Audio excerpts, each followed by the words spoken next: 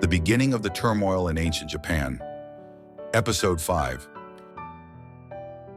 In the previous episode, we explored how the arrival of Shu Fu marked the beginning of what would become the Yamato dynasty. He played a key role in the rise of the first great king of Japan, Amanohiboko.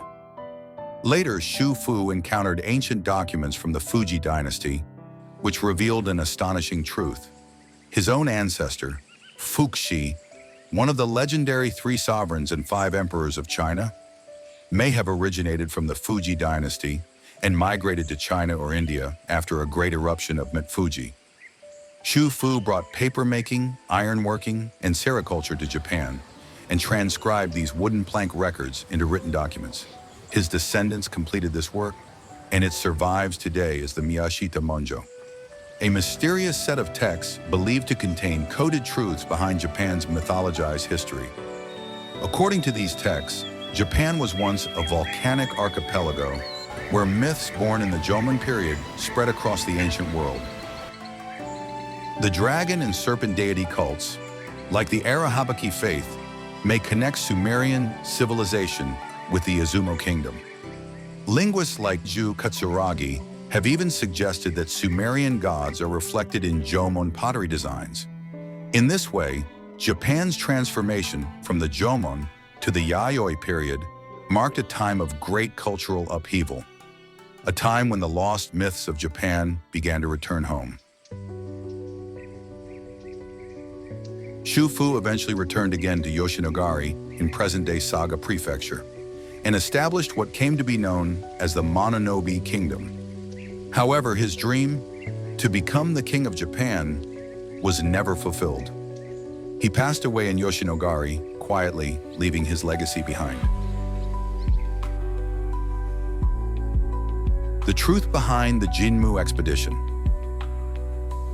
After Shu Fu's death, the Mononobe clan once again set their sights on conquering Yamato.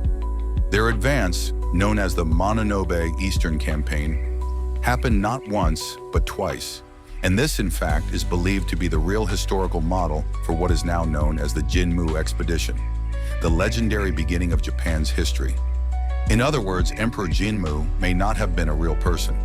The character was based on Amanohiboko, and the tale of his expedition is actually a mythologized account of the Mononobe's attempt to seize Yamato.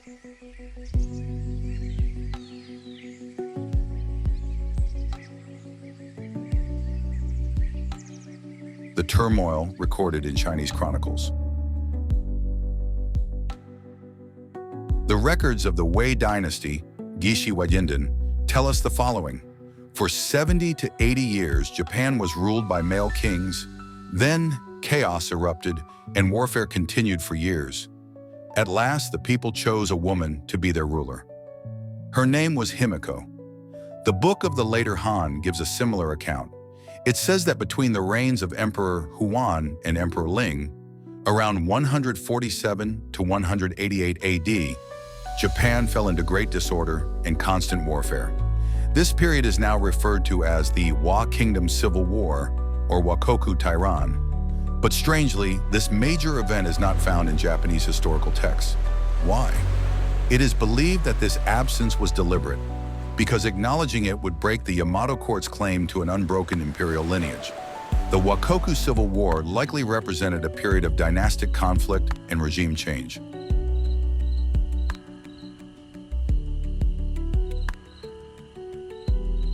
Izumo traditions speak of 3 wars. Oral traditions from Izumo tell us that the Wakoku Civil War wasn't a single battle. It was a chain of 3 separate wars. These wars can be broken down as follows. First conflict, power struggles within Yamato itself, the weakening of the Shiki dynasty and internal confusion. Second conflict, the First Izumo War. King Futoni, 7th king known as Emperor Kore, launched an attack on Izumo and founded the Kingdom of Kibi, greatly weakening Izumo. Third conflict, the First Mononobe Eastern Campaign. The Mononobe clan advanced from the east, laying the groundwork for a change in political power. If this chaotic period has been hidden from official records, It may be one of the greatest historical mysteries in Japan's ancient past.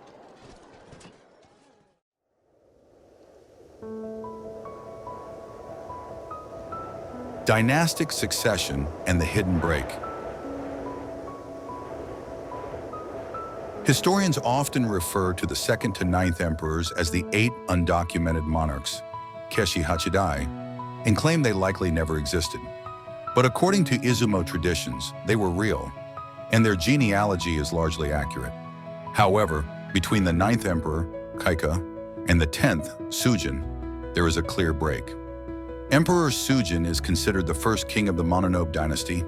He planned an eastern expedition, but it was his successor, Emperor Suinin, the 11th emperor, also known as Ikume, who actually ascended to the throne in Yamato.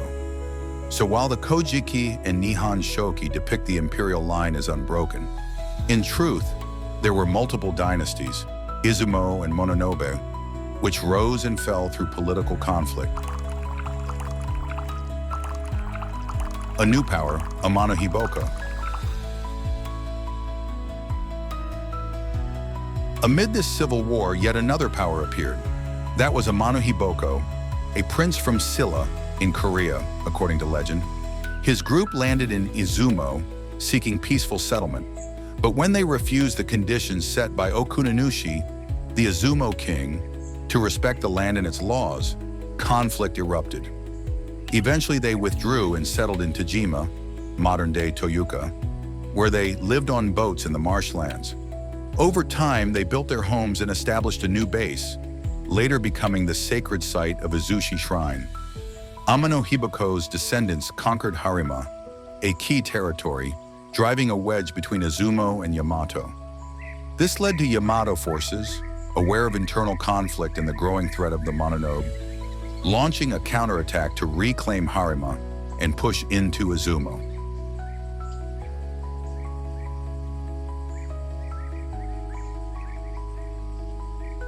The civil war has only just begun.